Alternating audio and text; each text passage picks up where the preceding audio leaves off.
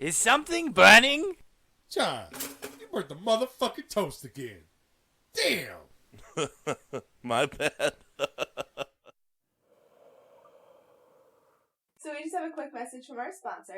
TYCBD is a brand of chocolate bars that my family's chocolate company makes. So if you aren't familiar with CBD, it is the non-psychoactive part of the hemp plant. We use a pure CBD isolate, which means it contains 0.0% THC. We mix it with our pure chocolate. We have it in milk and dark. So they taste really good, but then the CBD can potentially help you sleep, relieve pain, anxiety, depression, and a lot more. I personally take it to help me fall asleep at night, as well as if I'm feeling anxious. So we're offering Toasted listeners a 15% discount. You do need to live in the Ohio area. However, you can either stop into our store or call in to find out more information. You can check out our Instagram and Facebook for the number and location, and don't forget to mention Toasted in order to get the discount. Hey guys, welcome back to Toasted. That was nice and warm and cozy. I know, it was like a tuggy, a snuggly sock that warms your cock. Alright.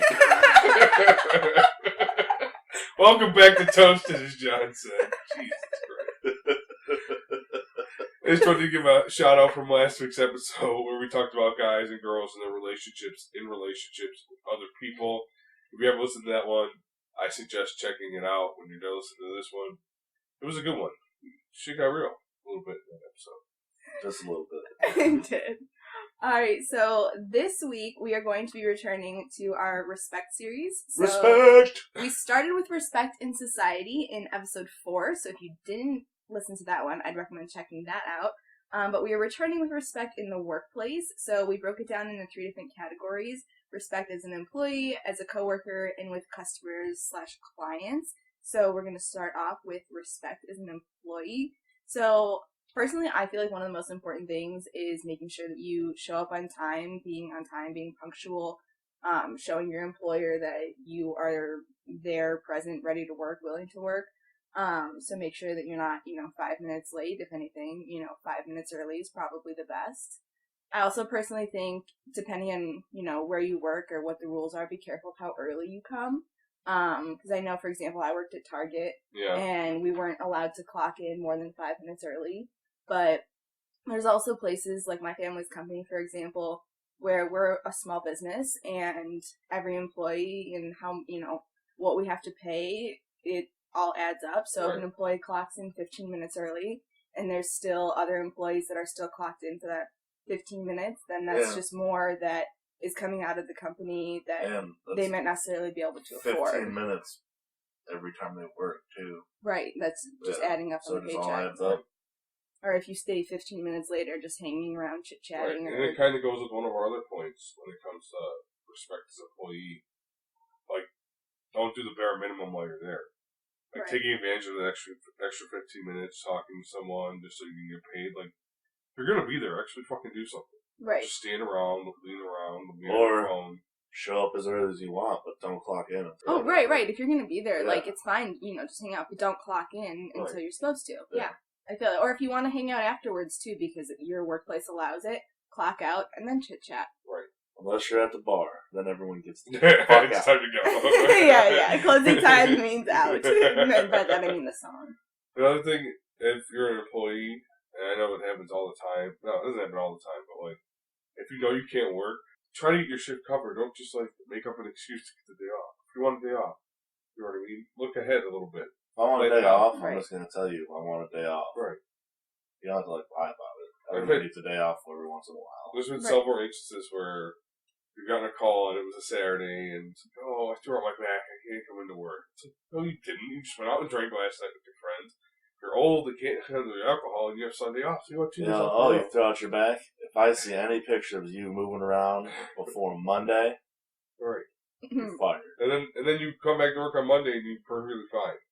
Roy, you fixed your back in a day and a half? Come on now. Come on now. Right, know your schedule, put things together properly, and sometimes you have to make little sacrifices. Like, if you know a friend's birthday is a Friday night, but you work Saturday morning, alright, maybe you're gonna sacrifice a few hours of sleep, but still get your ass up, have a plan set, have some Advil, some Pedialyte, whatever you need. No bullshit. Get yourself together and go to work. The other night, it was Friday night, I ended up staying out way later than I wanted to. It was 3 o'clock.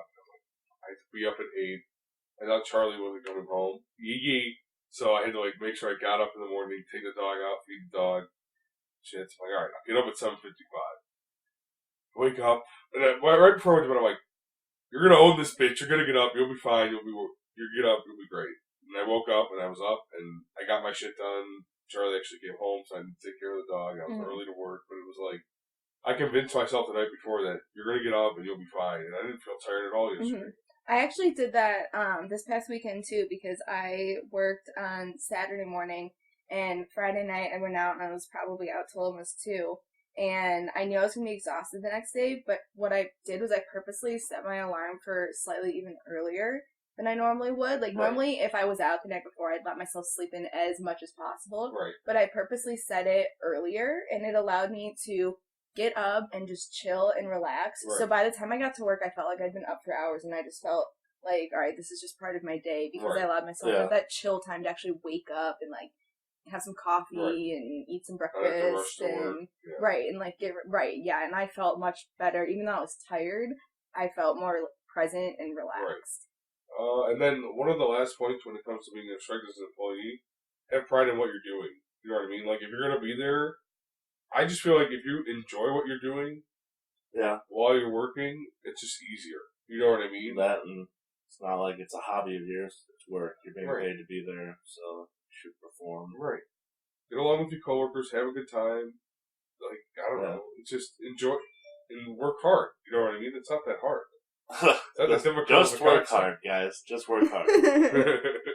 No, but I mean, if it's your job and that's what you know, you're hired because it's what you're good at. So do what you're good at. I just feel like it gets to the point where, and I'm on my shit, and you know what I mean. You know, when you're in the zone, man, there's always someone watching you. Right. So but if I don't want to be the person that gets, caught, Well, my point is, like, if I know I'm doing everything right, and I don't care what people are thinking, you know what I mean? I'm more comfortable. I'm more in the flow, and that's just because you know that you're doing what you're supposed to be doing. Right. I mean, that's true. If you weren't working, you'd be more worried that people are going to notice. Right. If you're actually working. Alright, so the next section that we broke down was respect as a coworker. And so I think one of the most important things is to watch what you say, know your boundaries, know that, yes, they're your coworkers, and, you get more friendly with coworkers, you kind of become friends with the people that you work with. Yeah, right. So you start to tell them things, but you also need to be careful what you're saying in the sense that you don't want to say something that's going to get you in trouble, or that's going to be a little too much where they're like, okay, I need to say something because I'm uncomfortable in this situation. But, like, specifically with, like, knowing your boundaries. Right. Like, you can act different, like, not every place is the same. It takes, like, a good 6 to 8 months to figure out the person you're working with and how comfortable you can be with them. Mm-hmm. It's like, I've worked with Mike for now 5 years, and it's like, basically, I was talking to him and his wife the other day. They called me on the way home from the gym. They're like, oh, I want to set you up on a blind date, this and that. And then Mike's like in the car, you'll like her, I know you like. We talk about girls all day at work. It's like, he goes, she has nice teeth. I know you're a big thing on teeth. I'm like, she goes, how do you know that? I'm like, well, we work together for 9 hours. I learn new things about my friends every day. You know what I mean? Frank has a thing for teeth. He likes them big. I just like that when people take care of them. No, I have nice teeth. I feel that now. Yeah, I respect that. But no, it makes sense. Like, and you almost get to know your coworkers on a weird level because you do. You talk about things that you wouldn't necessarily talk about. Like, I feel so funny that I've gossiped to my coworkers about guys in ways that I haven't with my friends because if we're working, we're just doing stuff and there's nothing else going on. There's nothing to do but talk, and so we'll just ask questions like, "Oh, tell me about this, and what about this?" Right. And you spend a lot of time with your coworkers. Oh yeah. I feel like your responsibility as a coworker to really think about it, take the time and listen to what they're saying. You can learn so much from people that are around you. Yeah. Like, I work with people that are in their 30s or 40s or 50s or 60s, and I work with high schoolers, and it's just like everybody doesn't see the world the same way you do, and it's just like you can learn so much from other people. Why not take advantage of it? That's 8 hours of your day, every day, that you can grow and learn. Yeah. No, for sure. You know what I mean? Well, and I think that brings me to one of my other points, which was being respectful to the people who are above or below you in any situation, no matter what, because Well, first off, you had to start from somewhere. Even if you didn't necessarily start in that company from somewhere, you had to start in a position where you got up to where you are now. And no matter what, you can always be learning from the people who are below you. So if there's somebody in an under position, they can teach you different things just as much as the people above you can. Especially nowadays with technology and older people not knowing how to use it that well, and younger people like just growing up with it. Like, oh, for sure. I'm not big on technology, not as much as my brother, so to say. So like, my goes be like, "Well, how do you do this?" And I'm like, "I don't know, call Charlie," because like it was never my thing. But like, I know it way more than they know it. You know what I mean? Well, right, and that's it. I do the social media for my family's company, and so a lot of the older people that work there, they don't understand. They don't do social media. They're not on social media, and so when asked about it or when talking about it, they almost don't even really understand what I do. Right. And so it's having to have that respect that when I'm sitting there working on my computer, they might not necessarily understand what I'm doing, but they at least respect the fact that I'm doing something that's bringing people into the business. They're playing solitaire. Right. Which there are definitely people I've worked with who I think they think that's what I'm doing, and it's kind of hurtful in a way when I know that my goal in the end is to get people in the store. Right. And like you're putting in work just in the way. Right. I like to think that you can learn as much as you can teach. Because everyone has such like different interests and hobbies that they know a whole lot more about than anyone else would. Right. And everyone is like that. So as much as you have that you feel like inform someone, you can learn that much from them about something else. There's some quote, I don't know exactly how it goes, but it's something like you should listen more than you speak. Because you'll learn far more from listening than you are from speaking. That's why you have 2 years on. Love it. Love it. Swag! Love it. Definitely. So, I feel like another good point is respecting, like, your shared workspace with your coworkers. Yeah. And be respectful of their stuff. Maybe a little bit. Well, I mean, it still falls under, yes, it is respectful, but, like, doing construction, you touch someone else's tools, they will literally flip shit on you. Hey. But tools are very expensive. Yes, they are. And it's very easy to destroy. And people freak out. And a job site is a whole different animal to work at. The second you walk on a job, they don't give a crap who you are, where you're from, what your life's in. It's fuck you, go get your work done. Right. And everyone is exactly like that there. Like, you could get buddies with someone, but they'll still, at some point, end up cussing you out and trying to fight with you throughout the day. But every day is entertaining as shit, so but you gotta be able to stand your ground. Right, and respect each other, yeah. One of the other things when it comes to respect with your coworkers, it's like, just staying in your lane type of thing. Like, know your job, do your job, and help out other people, but don't like try to go above and beyond. It's like you're ruining the flow. Like see where I'm at is you could go above and beyond as long as you're also doing all of your jobs. Right. Like don't be don't drift. Don't slack in one area so you can try to show off in another area. Yeah. You don't need to be doing someone else's job if you're not finishing yours. Right. It's just and if you do end up helping someone else out, respect them and be like, hey, what can I do to help you? Yeah. The type of way. Like, if you want to do more, ask how you can help the people above you. Right, don't just do things, that, I'll do this to help you. Like, for example, we rack our bread up the night before, and that way it's faster to cook it in the morning. Mm-hmm. You don't have to get it all ready. And so usually Mike does that. And one Tuesday, one of our other employees just started doing it. Doesn't know how much bread to prep. Doesn't know, you know what I mean? Just doesn't. Isn't efficient enough at it for him to be doing it. Mm-hmm. So it's taking up more time because Mike has to go back. He has to fix it all. Right, exactly. And it's like, it's not like Mike would have said, no, I'll do it. But he would have at least told you the right amount so it wouldn't take as long for you. You know what I mean? Right. Like, we understand you're trying to help, but at the same time, respect that that's not what you usually nice that do. you want to help, but don't try and do something you don't know how to do. Exactly. And so, it's examples like that. Stay in your lane. Right. You know? For sure. So, our third section is having respect with customers and clients. So I That's think very important. it is. And I think with this one, this is another section that keeping your boundaries is not only important, but almost more important than keeping your boundaries with your coworkers, because you are representing your company when you are speaking with customers, and you need to keep that in mind because what you do is representative of them. And if you want to keep your job, you have to keep that in mind. Well, then, depending on like what you're doing, it is very different. It's like, so say at the bar, well, customers are coming there, you know, to you.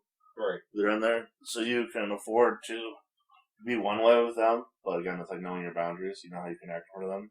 Right. Whereas, like when I do side jobs and stuff, I'm promoting myself. Right. So I have to act, you know, top game, respectful. You're selling yourself. Because there are so many other people that are trying to do the same jobs and they could go with. Right. You know, it's not like they're personally seeking me out. People It's like just, what you do, they'll it's seek more you out again. meaningful for your own business because. Whereas, like, you know, the bar, it's more like. And your role as the bouncer is like you're not going to be buddy with everybody. You can't be. You have to keep that boundary to where you have friends, but you still everybody has a limit. We could chat and hang out and stuff. But if you do something wrong, being friendly with me is not going to help you at all. It's only going to make it worse. Because now you're trying to take advantage of the attention that I gave you. Sí, no. Speaking of situations that can occur either at the bar or my other place of employment, diffusing situations is always something that should be handled properly, and it's most easily done by just killing them with kindness. I know a couple weeks ago we had someone come in and he wanted a meatball sub, and so we made it up for him, and he left. 25 minutes later, he came back. He stumbled in and he goes, "It's the worst meatball sub I ever had. Like, my cat wouldn't even eat it." And he pointed out who made it. He goes, "Why are you trying to feed your meatball sub? I was like, that point's kind of irrelevant. Like, I understand that my cat might try to steal a meatball sub from me, but I would never try and force one on it. Right. He pointed out who made it. He goes, "You made it. You said it was good." And it's like, dude, you ate half of it first of all. But whatever, we're like, "We're sorry, we'll make you another one, but come on, it's on us." Blah, blah, blah, get them out. And it's like, we were mad at we sell 200 meatballs a week. I don't think our meatballs are bad. It's just some people want to take advantage of you like that. Right, so you just have to diffuse it properly and handle it and be respectful to That's them. right, listeners. You heard it from the meat handler himself. Hey-o. If you complain about the sandwich, you will get a free one.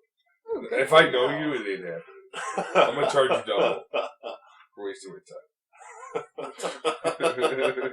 Alright, so that wraps up our respect in the workplace conversation. So we are going to move into our final little fun portion of the episode. And so these are toasted confessions. I love confessions. Where's Usher? We've mentioned this bar multiple times. So this past week, we went around and asked some patrons of the bar for their confessions of times that they were toasted, so either drunk and or high. And these are or other drugs. These people were just messed up in general. And these are some of their tales. None of them actually have tails. They're not animals. Very good, Judge. Just so everyone knows. Well, I think that my favorite one that I read this week was apparently someone got so drunk that they must, when they were in their hotel room, they were peeing on the air conditioning unit that's on the wall by the window, thinking that they were in the bathroom. Wow. Okay. You need to be pretty drunk for that to happen. And were the lights on or off? That's an important I'm not question. sure, but I'm going to go with the lights were probably on, because it seemed like it was more like a I rolled out of bed type of thing and peed on it. Like, we were partying in the room and I peed on it. Like, lights were on, people were watching. That's awesome. That brings me to the point. When I was a freshman, one of my roommates knocked on his other roommate's door. He goes, "All right, come in, what's up?" starts opening up his sock drawer and starts pissing in his sock drawer. He goes, "What the fuck are you doing?" And like knocked him out. We all just hear this thud. And we're like, "What the fuck happened?" He goes, "Started pissing in my sock drawer." And I'm like, "That's great." That's You had to like, awesome. how drunk did the Why did you knock out my friend? Because he was pissing on my socks. I'm like, what is going on right now? Well, I have a good confession. One time I was so drunk when I went out that I slapped my friend right in the face 3 days after he got his teeth out. Like, ow! What? Ow! That's Someone is a weird. dig. Someone's an angry drunk. That's for sure. That is, yeah. Someone's an angry drunk. Alright, so my first story, this one's a little longer. Alright, so they said, junior year of high school, my first year of college friends had come back for winter break, so naturally we drank. I thought I could keep up with them. I was very wrong. They underlined very. I'm not sure how many drinking games we played, but point being, I was cut off. I eventually hid away in the bathroom to throw up. I blacked out, face in the toilet. Oh. No one found me until the next morning when we drove 45 minutes home. I threw up 4 times and was hungover for 3 whole days. Oh. It sounds like a very unfortunate evening. Someone went hard in motherfucking pain. Alright, god damn. This is why you don't try and compete in drinking games with people that are in college. Yeah, or just experienced drinkers in general. Oh, Just that sounds don't try. awful. I feel their pain. Oh. Another person you don't want to go head to head with in a drinking contest is me. True. Alright, John, hit me with the story. Alright, so, second favorite story. And this is even funnier because I witnessed this story at the bar. Someone got so drunk that they walked up to the bar barefoot Barefoot. in the middle of winter. Go up to the door, open it, walk in. I'm like, they're like, "Can I come in?" I'm like, "What the fuck are you doing right now? Get your ass in here and warm up your goddamn feet." Oh. He's like, "I was afraid you weren't going to me." I'm like, "Asshole. Obviously, I'm going to let you in. You're fucking barefoot in a snowstorm. As soon as you warm up, I might throw you back out, but I'm going to let you in." Right, throw you in an Uber and send your ass home. So you had no socks, no shoes or socks. I got one that says, "I got so drunk I came to the bar with its socks on and still got in with 8 inches of snow on the ground."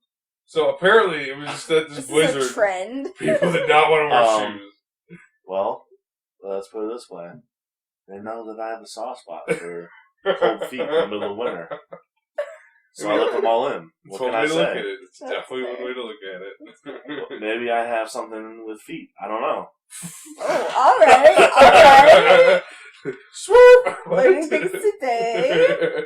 On that note, so this next one I like because I was there for this one as well. So this one said, I was so drunk on my birthday, they wouldn't let me into the casino. And this is a true story. We were waiting, and our friend really, really had to go to the bathroom. Squirrel. And he was too drunk that the security guards were like, nah, he can't come in here. And I was like, please, we really need to get him in the bathroom. We have a 25-minute drive home, and we just want him to go before we get in the car because we don't want to deal with that. And they're like, we're really sorry, we just can't let you in here. But there's a Taco Bell down the street. Like, are you serious? Like, this was a security officer, like police officer person telling us this. And I was like, I mean, okay. And so we went down and took him to the Taco Bell bathroom and got him home after that. There is very few places that you will always be allowed to as a drunk, Taco Bell is one of them. and that is bars, Taco Bell, and the casino, which is why it's really funny that he was too drunk to get into the casino. Yeah, Because everyone in there is drunk. Right. That's great. I mean, he couldn't stand up straight, so fell into a bush, Leaning tower. Sometimes and then almost got hit by a car when we got back. all of that is very common when you're drunk. He also ran into my TV when he got home. Yes. Sucks to suck. Love you, People know bro. who it is now. Yes, we are talking about Yee, the nut hoarding squirrel. So I'll go with my third one.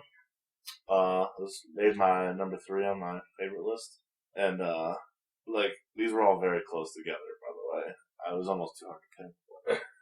Someone wrote, I woke up in bloody clothing on the floor of my house, not remembering anything that happened the night before, only to have his roommates show him videos of him the prior night, refusing to get into an Uber, saying he's going to walk home. Apparently, he slid down a muddy hill and fell into a creek and almost drowned. I'm like, yeah, you probably should have just got in that Uber. When in doubt, get in the fucking Uber. Oh my god. 2, how is it that from a bar to your house, there's a muddy hill and a creek? Thank God that this kid's friends didn't just take the Uber home. Someone pulled him out of the muddy creek. Really good friends. They left him on the bathroom floor all covered in mud. Could have been worse, but what is that? Alright. Could have been poop. True. My next confession. One time, I was so drunk at a bar downtown. We went to the Cavs game. I got drunk. We went out to a bar. I went outside to get some fresh air, and there's this car full of black guys in it. And I decided to walk up to it and start talking to them. And then apparently we're all players on the Cavs, or all part of the Cavs screen team. So they all. I'm gonna clarify something real quick. Frank is reading this no confession. Yeah, he didn't do this. He didn't do this. Someone else did. Just to clarify. Yeah, it does sound like. You started off, it sounded a little personal, and I was It did. we should probably clarify this. Maybe I wanted them to picture me doing this. I mean, it wasn't me. Alright, take credit for someone else's shit. You do that, bud. Anywho. Back to the Scream Team. She goes, "Oh, you're part of the Scream Team? I could dance," and proceeded to try to start breakdancing in the middle of the street. And they were all like, "Please stop. Just stop." You know, And I was there with Frank when we were being told this story. Her version of breakdancing, because she was so drunk, was somersaults in the middle of a street downtown. And she was drunk, so I'm going to take a guess and say the somersaults probably were not Olympic quality. Very true. Yeah, Very true. I don't know. That's breakdancing. Maybe 5-year-old gymnastics quality, probably, at There you best. go. Hey, I could do some pretty swift somersaults as a 5-year-old. Okay. I'll believe you. Alright, so, on to my final story. This one, I'm a very save the best for last kind of person, so this one's my personal favorite of my 3. So they said, I went to sleep next to a toilet with the window open. Woke up with an inch of snow on me, so I moved and cuddled the steam radiator. I woke up the next morning with a killer hangover and 2nd-degree burn. Ooh. Why wouldn't you just shut... If you could move to the radiator, why wouldn't you just shut the window? Well, Or maybe go to your bed. she didn't want to get snow over her bed. They wanted to stay near the toilet, I'm guessing. I'm assuming it's a girl. I don't know. No offense to anyone listeners. I think it was a guy. You think it was a guy? I don't know. Yeah, that I was... guess we'll never know. We will The never world know. may never know. It's like how many licks to get to the center of the top. The world may never know. That's for damn true. Alright, thank you guys so much for listening. Next time, we're going to be doing another activity-based episode. So the 3 of us will be collecting some conspiracy theories to read to each other and discuss. Interesting. As well as some other fun things. It's going to be a fun one. I'm excited. I like fun episodes. Fun time. Alright, y'all. Have a good day.